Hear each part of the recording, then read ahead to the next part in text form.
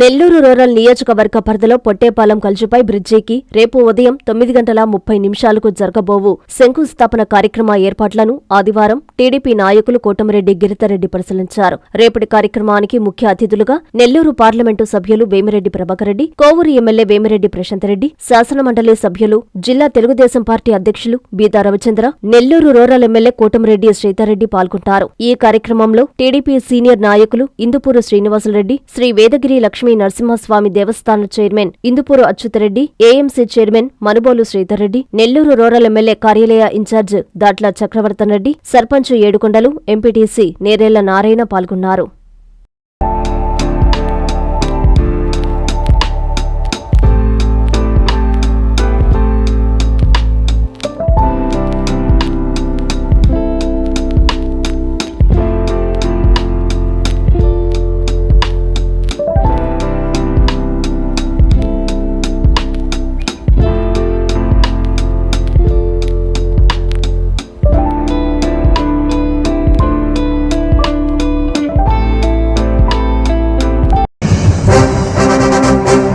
ఆహ్వానం.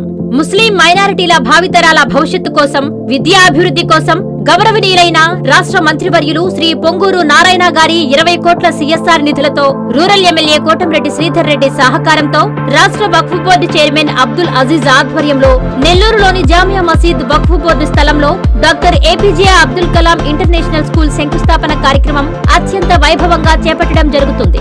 ఈ శంకుస్థాపన మహోత్సవ కార్యక్రమానికి అతిరథ మహారథులతో పాటు అందరికీ ఇదే మా ఆహ్వానము.